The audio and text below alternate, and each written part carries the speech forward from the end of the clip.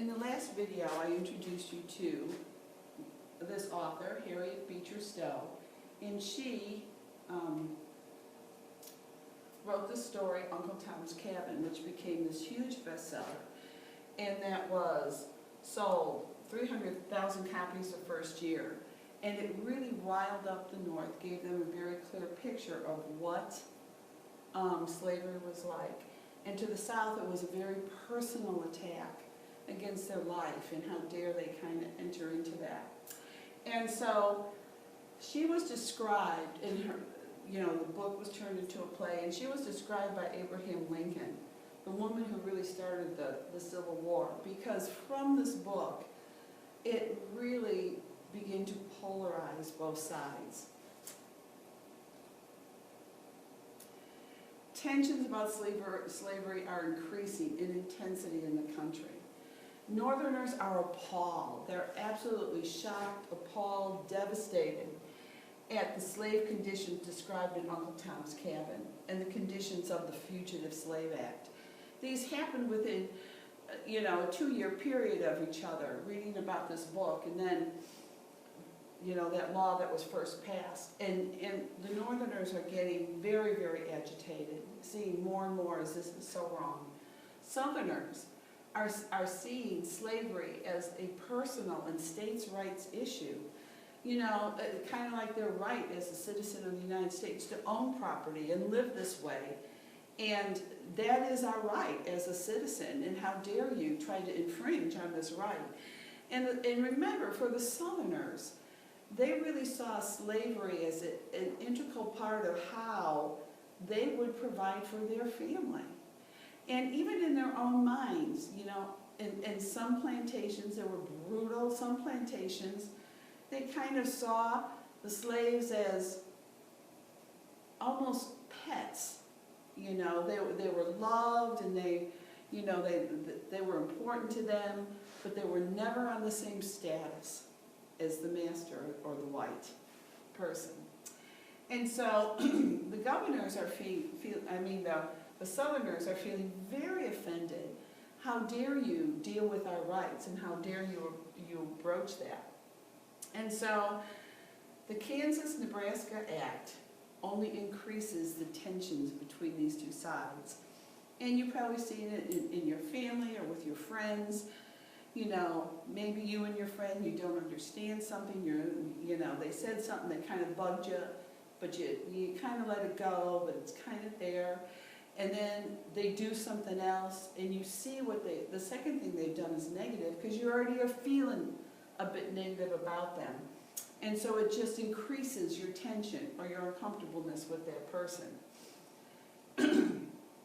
In Kansas, Nebraska, it was decided that in this territory, as people began to settle and they began to petition for statehood, that in this new territory, the slavery issue would be decided by popular sovereignty. And remember, Kansas, Nebraska is in this is the Kansas, Nebraska area. So we have Missouri, we have Iowa, we have these territories that are, popular, already decided to be popular sovereignty would decide slavery there. But now it's including this area too. And so with popular sovereignty, it is the idea of, in this Kansas-Nebraska area, that, whoever had the majority, pro-slavery, against slavery, they would vote and they would determine if slavery would be allowed in these areas. So what's happening, as soon as these territories were identified and divided up as a specific territory, people who were against slavery began pouring in there. People who were for slavery began to pour in there, so they could get the majority, and they could determine whether it would be a slave or a free territory. And this right here totally undoes the Missouri Compromise. So now you have people rushing in here to determine how they were going to, whether slavery would be allowed or not. Pro-slavery forces, anti-slavery forces pour into there. Now, you get two different sides that are very agitated. They believe that they're right, and so they're going in there, and you can have a pro-slavery people meeting and anti-slavery people meeting, and they're trying to outdo the other, and it begins to boil over into violence. And there were groups that were going throughout the territory, and they were attacking the other group, and people were dying, and the violence and the animosity just hit all new levels. So, especially in the Kansas territory, Kansas, because of the violence and because of some of the deaths, it became known as Bleeding Kansas. And so they had enough people in there to determine, living in there, to determine whether they were going to make it slavery-free. Elections were held, but the results were corrupted. Pro-slavery and anti-slavery groups are armed, they're attacking each other, settlers are killed. When I say the elections were held, people from other territories were coming in to vote.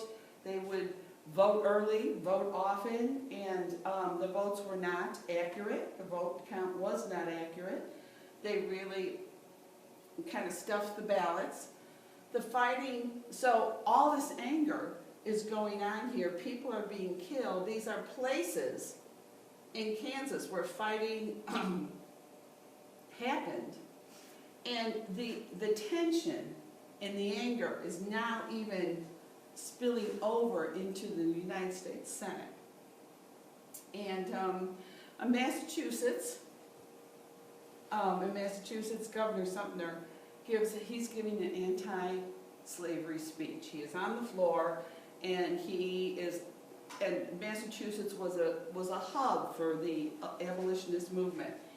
He is giving an anti-slavery speech. The nephew of a Southern senator comes on the Senate floor, grabs Sumner, and starts beating him with the cane. And he is trying to kill him because of his anti-slavery perspective.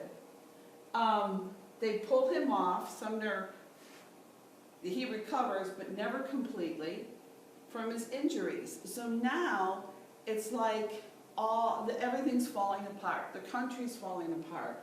People have gone from simple arguments to violence, now attacking within the halls of government. So the country is feeling like things are more and more out of control. Then comes, but there's some violence, but it's not yet spilled over to we are going to fight each other until the Dred Scott decision. And the Dred Scott decision was a decision by the Supreme Court that especially pushed the Northern abolitionists and the Northern movement, anti-slavery movements, over the edge. That was it.